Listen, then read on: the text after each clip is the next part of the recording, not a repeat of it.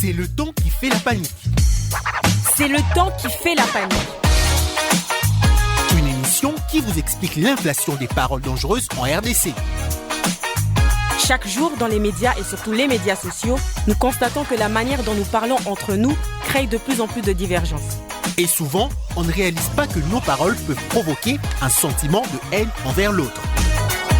C'est le temps qui fait la panique. Une émission de Bénévolencia en partenariat avec Radio Okapi.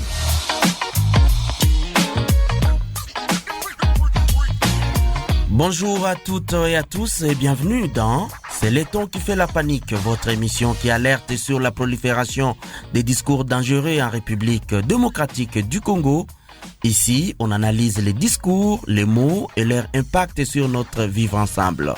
Je m'appelle Freddy Bikumbi Ignes et aujourd'hui, je suis accompagné de Babel Mpongo. Bonjour Babel. Bonjour Freddy, bonjour à toutes et à tous. Les crises se multiplient à travers le monde, Freddy. Les critiques contre les dirigeants aussi. Et les plateformes numériques deviennent souvent des lieux de tension, de dérapage et parfois d'insultes.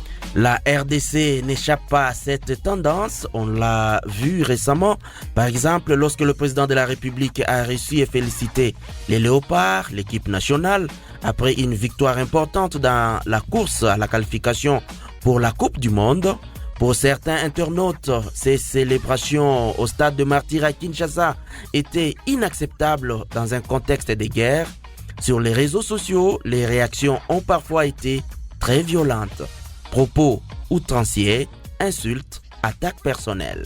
Cet épisode qui pourrait sembler anecdotique, Freddy, est en réalité révélateur d'une tendance de fond, une radicalisation du langage dans les espaces numériques.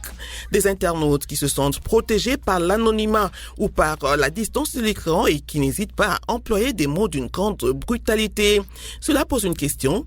Sommes-nous encore capables de débattre, de discuter, de contredire les autorités sans forcément verser dans les extrêmes? Pour analyser ce phénomène, nous recevons aujourd'hui un invité, le professeur Bouto Balingene, expert en sémiologie et en communication sociale. Bonjour professeur. Bonjour madame, bonjour Bikumbi. Merci d'avoir accepté notre invitation. Avant de commencer notre échange, nous allons écouter un premier extrait de notre sketch. La scène se déroule dans un campus universitaire avec des étudiants.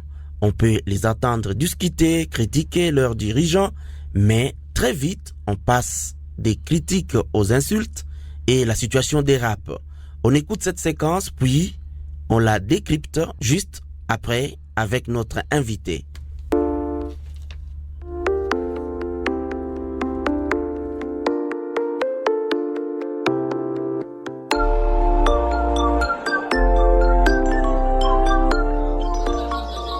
Kitoko, sérieux? Quoi? Ah non. J'ai vu ton post sur Amani. Et ça, Eni. Mais comment t'as pu balancer ça? Surtout qu'il est censé être notre pote. Notre pote. Tu écris ce genre de choses bon, sur lui. Là, je n'ai même rien dit. Hein. Tu n'as même rien dit? Je n'ai même rien dit. Franchement, il mérite même pas d'être notre chef. Non. On n'a pas besoin d'un mec qui bouge pas quand il faut nous défendre. Non. Donc, tu balances ça comme ça. Et alors? Faudrait cacher ça? Non. Amani, c'est juste un ambianceur. Tout ce qu'il sait faire, c'est traîner aux petites fêtes et au rando. C'est tout ce qu'il sait faire. Oui, non. Sérieux. Non, mais sérieux. Non, attends. Pour moi, c'est un vagabond pur et dur, pas un vrai leader qui gère le vrai problème que nous avons sur le campus. Hein, Kitoko? Je ne peux pas te laisser continuer à lui manquer de respect comme ça. Même s'il fait pas tout parfaitement, il essaye de bouger les choses. C'est déjà un grand pas. Pardon. Tu peux pas écrire ce genre de choses. Il n'est que chef, pas empereur ou Dieu. On peut le critiquer, l'insulter comme on veut. Et t'inquiète, je vais poster un truc encore plus tranchant. Non, en tout cas, non, arrête ça. Arrête ça, Kitoko. Je te dis, tu peux le regretter. Tu connais pas ce genre de choses qui peuvent avoir des répercussions sur toi-même. Toi, t'es qui pour m'empêcher de critiquer? Tu es qui, toi? Allez, dégage.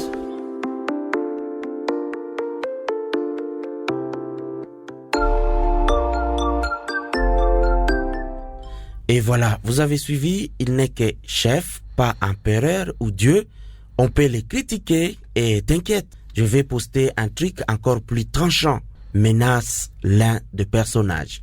Professeur Bouto Balingene, dans une société démocratique, le peuple ou la population a en principe le droit de commenter les actions et critiquer ses dirigeants. Mais quelles sont les règles et principes qui encadrent ces droits? Ok, merci beaucoup, monsieur le journaliste. Il y a beaucoup de règles, mais je veux seulement me limiter à quelques-unes. La première règle, c'est que vous savez que même en communauté démocratique, la critique des autorités est encadrée par des principes de liberté, de souveraineté, mais dans les limites légales. Ainsi, première règle, si l'on voudrait critiquer une autorité, bien sûr, jouir de sa liberté d'expression, mais il ne s'agit pas là d'être liberticide. C'est-à-dire, vous agissez dans une liberté qui dépasse les limites, là vous tuez la liberté. Deuxième principe, la souveraineté populaire, c'est-à-dire le pouvoir du peuple légitime la critique. C'est bien, le peuple a un pouvoir de critiquer, mais il faut que cela se passe dans une certaine souveraineté qui respecte les droits et les devoirs. Ainsi, la population, par la critique, participe à la vie politique, même par des contestations, mais en suivant la loi. J'insiste. Troisième règle, le respect des droits fondamentaux. La critique doit se faire dans le respect de la dignité des personnes et dans les lois. J'ai entendu quelqu'un dire, il n'est qu'une personne, je peux... Non, c'est une autorité, même si elle commet des fautes, il faut respecter ses droits et ne pas dire n'importe quoi de cette personne, commencer à l'injurier en dehors de la règle. Non, il faut respecter la règle. Autre chose, autre règle, l'absence des affirmations et des injures ou d'autres provocations, d'affirmations qui n'ont aucun fondement. Il faut que la critique soit fondée sur des faits réels, justes, pas des fabrications de messages qui n'ont, je répète, aucun fondement.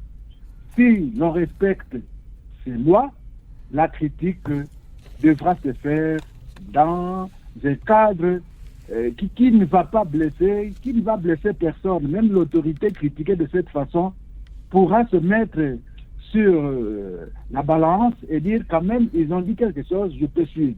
On ne doit pas critiquer pour injurier sans aucun objectif, seulement pour embrouiller. Non, il faut un objectif précis et pour y arriver, il faut y aller méthodiquement, sinon on risque de s'attirer des amis inutilement. Voilà quelques principes que nous pouvons utiliser. Merci, professeur. Mais bien souvent, professeur, on passe rapidement de la critique qui est légitime dans un État démocratique à l'insulte, voire à la déshumanisation de la personne visée. Alors, d'un point de vue sémiologique, qu'est-ce qui se joue quand on passe de la critique d'un acte politique à l'attaque directe contre la personne, son identité et sa valeur morale? Merci, Babel. Du point de vue sémiologique, le passage de la critique d'un acte politique à l'attaque contre la personne marque un changement de registre dans la production du sens. La critique dans un cadre démocratique porte sur les signes d'un acte, une décision, un discours, passation de pouvoir politique, et ainsi de suite. Et donc, il doit y avoir un fait. Elle passe dans un cadre où l'on s'inscrit dans l'ordre d'un discours qui doit être rationnel, où l'on interprète des faits et non des imaginations comme j'étais en train de le dire. Mais lorsqu'on glisse vers l'insulte ou la déshumanisation de quelqu'un, on change de cible sémiotique. Là, on utilise non correctement le signe parce que on commence à vouloir prendre l'autre dans un cadre qui ne rentre pas dans le sujet ou dans l'objectif, et l'on commence à faire du n'importe quoi, on commence à stigmatiser l'autre, on commence à le déshumaniser, on commence à vouloir le ridiculiser, ce qui n'est pas sur le plan sémiologique accepté. Parce que la sémiologie, c'est de la manipulation des signes, l'interprétation des signes. Quand vous utilisez mal le signe, déjà, vous vous induisez vous-même en erreur et vous induisez votre public en erreur. Et avec comme conséquence, quand vous manipulez très mal le signe, vous risquez de tomber dans les violences, vous risquez de commencer à marquer des identités criminelles, vous risquez de vous attirer des ennuis par l'autorité qui a le pouvoir et qui peut agir d'une manière négative pour vous faire du mal parce que vous l'avez provoqué, vous l'avez injurié, vous l'avez déshumanisé. Ce que je veux dire ici sur le plan sémiotique, je conseille aux uns et aux autres qui veulent critiquer. Il n'est pas interdit de critiquer, mais la critique doit être faite dans la norme, avec respect, tenir compte des faits, bien choisir le langage utilisé et aussi se mettre à la place de l'autre. On parle aussi de l'empathie. Si c'est vous qui êtes le chef et que l'on vous critique comme cela, comment alliez-vous réagir? Oui, professeur, on remarque bien souvent, c'est vrai qu'il y a des glissements, des langages, des insultes, des propos extrêmes. Et qu'est-ce que ces glissements-là peuvent nous montrer au fait sur l'état de notre espace public et sur les rapports de confiance ou de défiance entre les gouvernés et les gouvernants? Vous parlez de glissement de langage. Quand vous glissez vers la déshumanisation, vers les injures, et que vous êtes dans un contexte X, je parle à mes étudiants et je leur dis, la communication paye cash. Vous commettez une erreur en communication, vous glissez vers des éléments qui ne rentrent pas vers le contexte. Attendez-vous à votre paiement cash. Alors, qu'est-ce qu'il faut faire pour éviter ce glissement-là? Bon, bien sûr, on est dans un espace public qui peut être fragilisé par des émotions. Et si vous ne vous rendez pas préalablement compte que cette fragilisation peut vous attirer des ennuis, vous aurez votre salaire cash pour n'avoir pas respecté les principes d'une bonne communication. Évitez le glissement du langage en tenant compte du contexte dans lequel vous vous retrouvez, mais la plupart des fois, nous assistons à des cas où les gens agissent par émotion. Ils n'ont pas eu le temps de bien préparer leur communication. S'il vous plaît, ne communiquez pas si vous n'avez pas préparé votre communication. Sinon, vous allez commencer à agir sous émotion. Il faut avoir des débats d'idées et non des débats de considérations identitaires, des considérations émotionnelles qui ne sont fondées sur aucun fait. J'ajoute un autre élément, Babel. Lorsque vous constatez que vous commencez à vous affaisser dans ces émotions, s'il vous plaît, prenez un arrêt et parlez d'une manière positive. Et si vous parlez d'une manière positive, cela va vous éviter une crise de confiance. La personne à qui vous parlez, même si vous êtes en train de critiquer, aura confiance en vous, peut-être pourra même recourir à vous pour donner conseil à un autre tour, une autre fois. Merci pour ces analyses, professeur Bouto Balingene. Nous allons maintenant écouter un deuxième extrait de notre sketch. Toujours avec nos amis étudiants, les discussions deviennent de plus en plus tendues et les propos de plus en plus violents et les conséquences arrivent.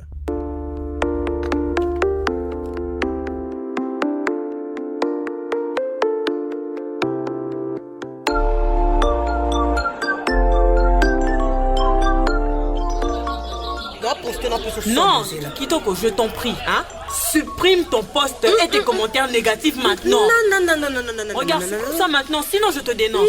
Non, je supprime rien. Maman, sinon je te dénonce. Je supprime rien. Ce que je dis, c'est la vérité. Il a préféré aller mater un match pendant qu'on négociait le bourse. Ah, maman. Mais même un chef peut pas être partout et tout gérer. T'as pas le droit de lui manquer du respect comme ça. Ben si j'ai le droit. T'as le droit en tant que Si j'ai le droit de critiquer, qui bosse pas, j'ai ses droits. Ou alors on est dans une dictature ici. Non, mais critiquer, c'est pas insulter. Oh, Critiquer, c'est pas insulter. Arrête de faire comme si de rien n'était, hein. Pardon. Ça part en vrille. Regardez les commentaires hostiles à Mani. Tombent de partout. Ça ne parle plus de faits. Genre quoi? C'est plus que des insultes ici. Genre quoi? Il y a des gens qui disent que Aman c'est un soulard. D'autres disent que son rêve était en fait juste d'occuper ses postes. Pas pour aider les étudiants, mais pour draguer les filles. Et alors? Et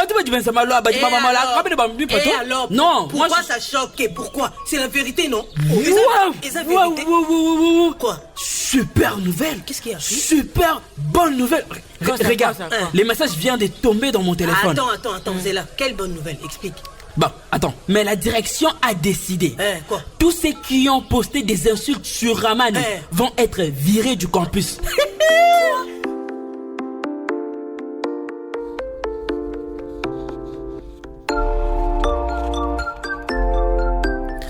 Aman n'est qu'un soulard. D'autres disent que son rêve, c'était juste d'occuper ce poste, pas pour aider les étudiants, mais pour draguer les filles, lance l'un des étudiants.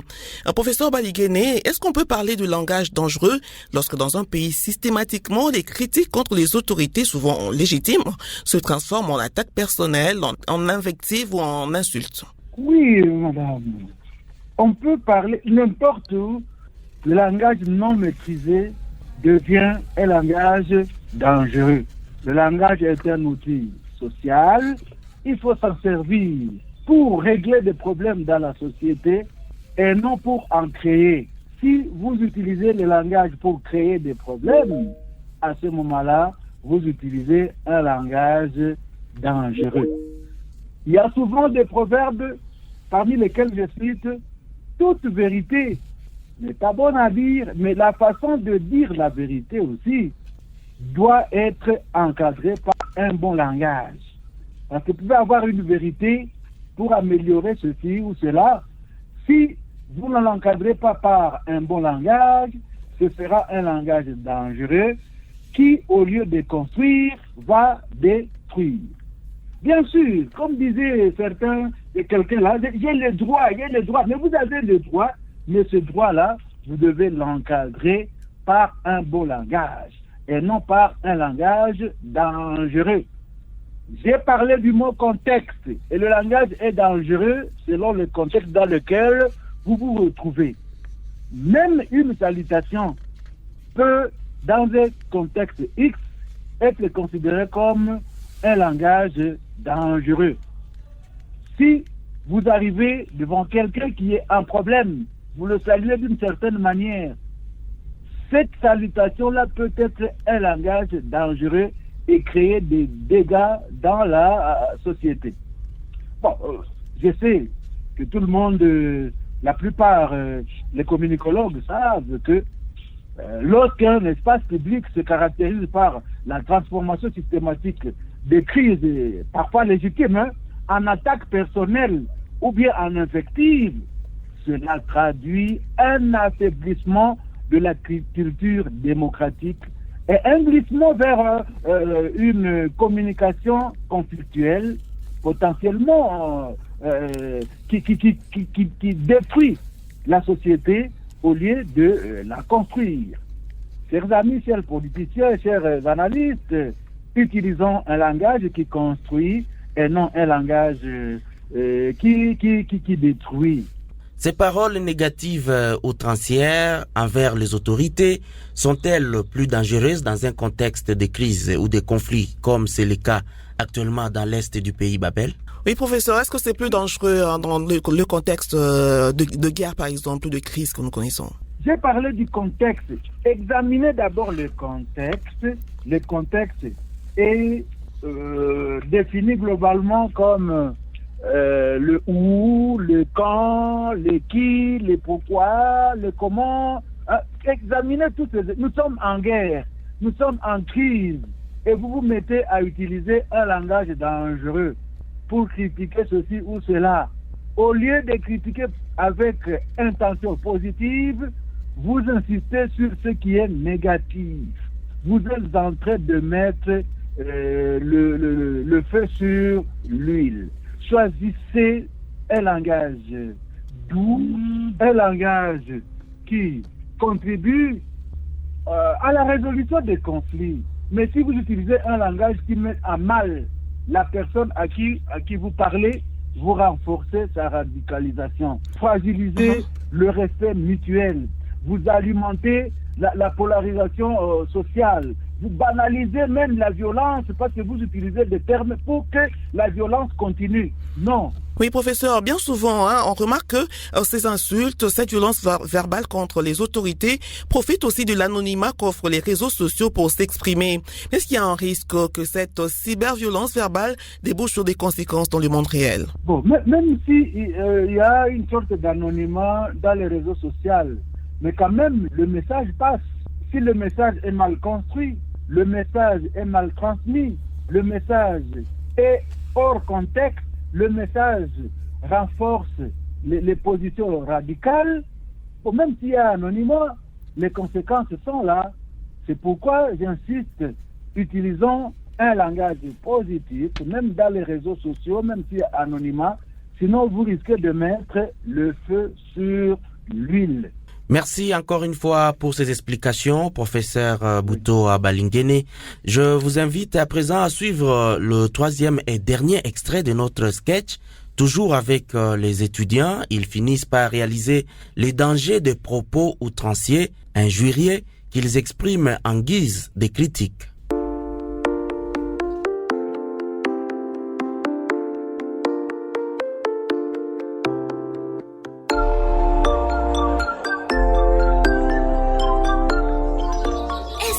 Sérieux? Pourquoi on en arrive là juste pour quelques commentaires? Quelques commentaires. Non, tu oses aussi dire quelques commentaires. Mais attends, on peut plus parler ici ou quoi? Donc tu te reproches de rien? Non.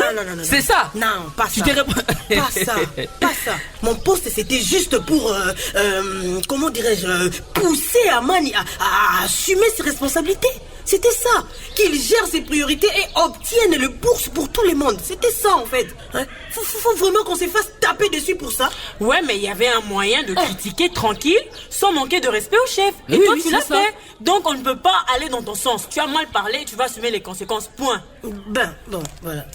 Écoute, j'ai pensé que ce qui est grave, c'est que d'autres vont se faire virer à cause de moi. Vous voyez un peu.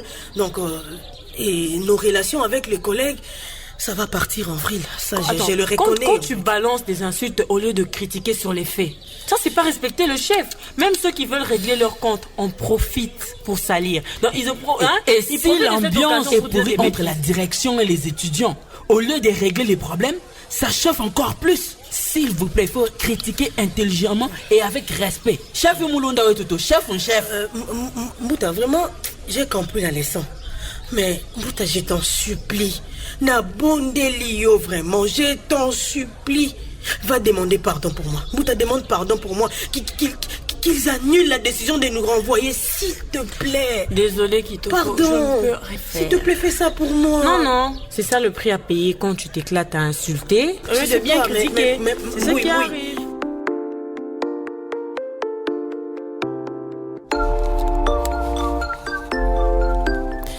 Il faut critiquer, mais avec respect, finit par admettre l'un des étudiants, qui finit d'ailleurs par reconnaître l'une des règles de la critique que vous avez évoquée un peu plus loin, professeur Balingene.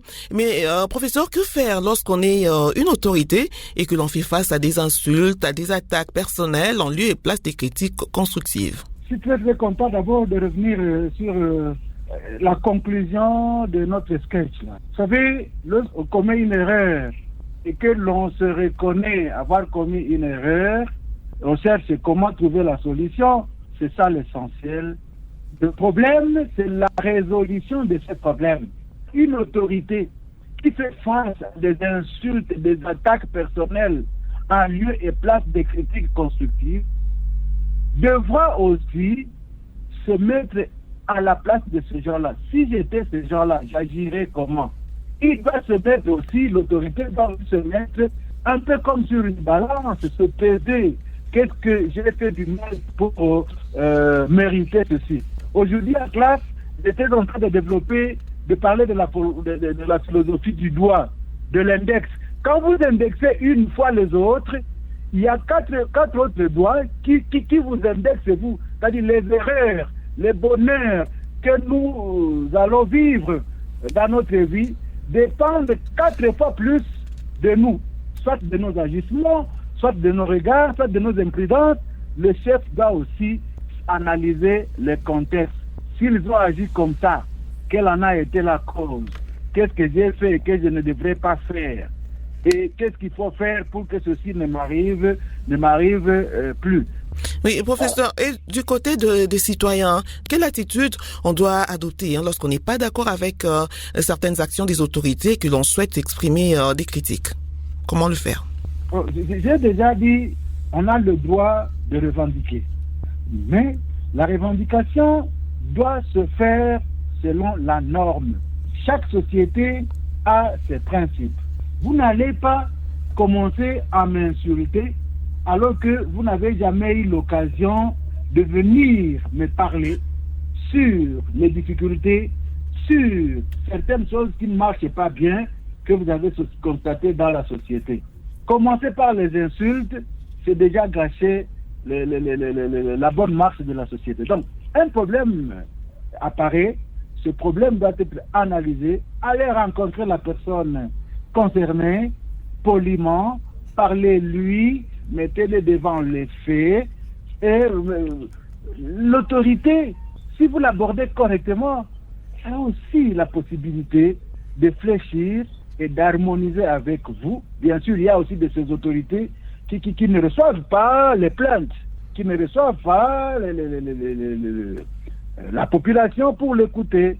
Il faut avoir un moment, un jour ou 2 par semaine, où je suis le directeur, je suis le chef, je dois avoir un moment où je reçois mes subalternes pour les écouter.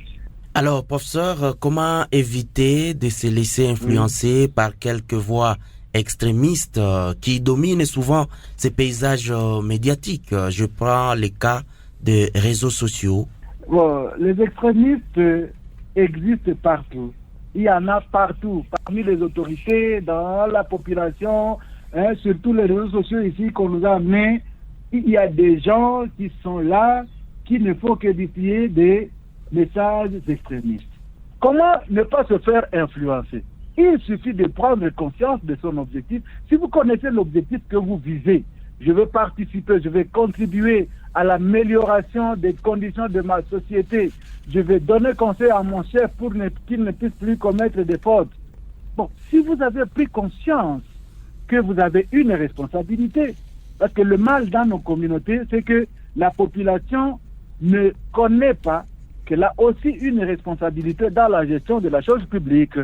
Comment concilier la liberté d'expression, qui est un droit fondamental, avec la nécessité de poser des limites claires au discours de haine, aux insultes et à la déshumanisation?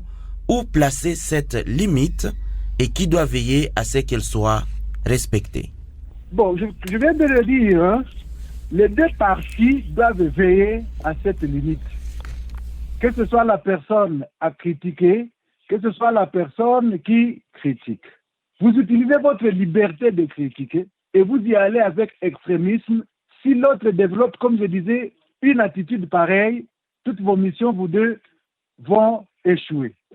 Mais si vous tenez compte de l'aspect que vous êtes aussi responsable, autant responsable que celui-là qui a parlé, vous n'allez pas casser le pont. Vous allez plutôt faire de sorte que vous puissiez agir correctement devant cette personne qui a mal parlé, cette personne qui n'a pas respecté la promesse, cette personne qui a commis tel dégât. Et moi, en voulant corriger, je dois utiliser un langage qui inspire confiance. Si j'utilise un langage qui n'inspire pas confiance, j'aurai brisé cette limite et il pourra continuer à agir de la manière que je suis en train de critiquer. Voilà, nous sommes arrivés au terme de cette émission. Un grand merci à notre invité, le professeur Butoa Balingene, pour ses analyses sur les enjeux du débat public en République démocratique du Congo, qui, comme ailleurs, est de plus en plus pollué par des propos extrêmes, outranciers, voire insultant. Et ce que nous retenons, Freddy, c'est que les réseaux sociaux peuvent être des espaces précieux de participation citoyenne, d'expression et de débat, mais lorsqu'ils deviennent des lieux d'insultes, de dénigrement systématique et de déshumanisation, ils peuvent aussi fragiliser notre vivre ensemble et notre capacité à construire des solutions communes. L'enjeu n'est pas de faire taire la colère ou les critiques souvent légitimes, mais de trouver de manières de les exprimer sans détruire l'autre, apprendre à critiquer sans insulter, à contester sans humilier, c'est l'un des grands défis de notre vie démocratique à l'ère des réseaux sociaux. Merci à Sylvain Baogouéré qui nous a accompagnés du côté de la régie technique. Merci également à vous, chers auditeurs, pour votre fidélité à ce programme. Vous écoutiez Sur le ton qui fait la panique, un magazine proposé par l'ONG La Benevolencia en partenariat avec Radio Okapi. Retrouvez cette émission en rediffusion samedi à 11h05 et 19h05 de Kinshasa ou en podcast sur www.radiokapi.net et www.abarirdc.net. Merci encore de continuer à nous écrire et à partager vos réactions sur nos pages Facebook et X. Au revoir. Au revoir. À bientôt. C'est le temps qui fait la panique. Une émission de Benevolencia en partenariat avec Radio Okapi.